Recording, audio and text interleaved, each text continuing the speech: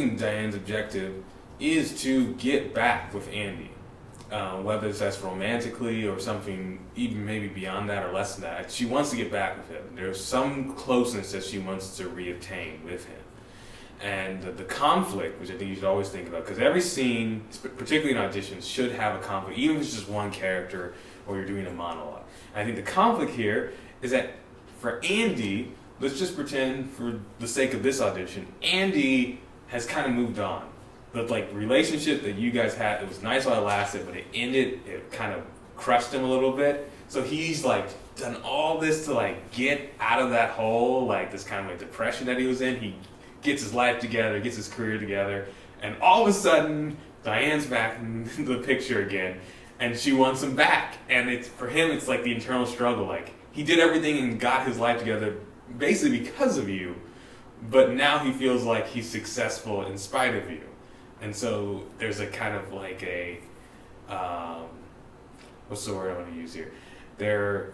For both of you, there's this kind of underlying animosity towards this also kind of longing to be together again.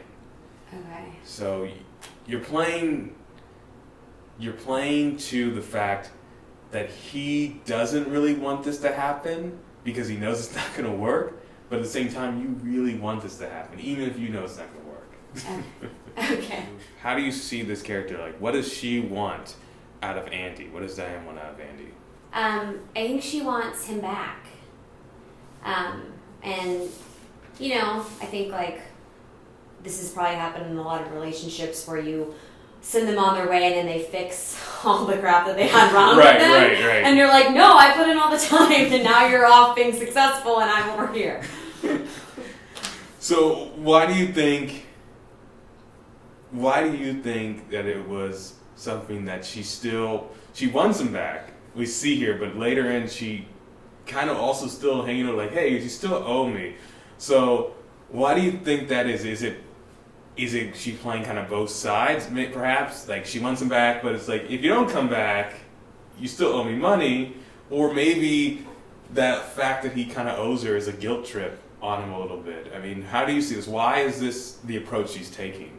I saw it as, there's certain things when you have so much history with someone that you don't let go. And maybe if she was maybe if he owed her money, but they'd only been dating for a month, she probably wouldn't have brought it up. But since this is it sounds like there's a lot of history with these two, that it's just instinct to go back into that mode, even though she probably shouldn't if she does want him back.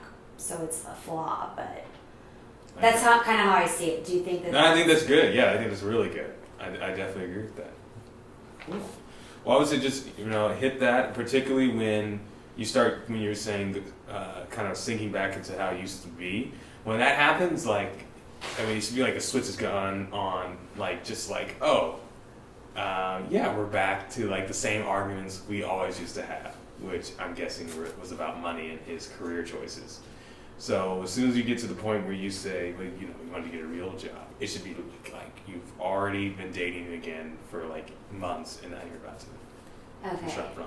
And then what would you say, opening up the scene, how, because I want to show, some difference, so it's just not all the same. I kind of feel like it's kind of the same the whole way through. How would you for the Diane character? I think for the Diane character, when she comes up, it should be, I don't want to use the word casual.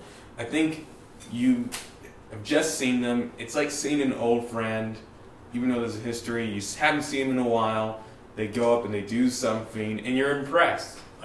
You like it, but there's been a lot of kind of time in between the last time you two have spoken. So it's you're friends, or you have a history, but it's only in kind of the very basic sense of the term. And you want to be I'm cool with you, but there's still not something there. There's something, either it's just time or an awkwardness has happened. And so that's kind of the only way you can break the ice. To just kind of, as quickly as possible, pretend there's been no distance in time between the last time you spoke. Okay. Does that make sense? Yeah, I know, because I think I was kind of I'm nervous off the get-go, but that makes sense. Let's play it off. We're such good friends, and then the awkwardness comes. Right. I think I'm just expecting him to shut me down. Right. That's a good point.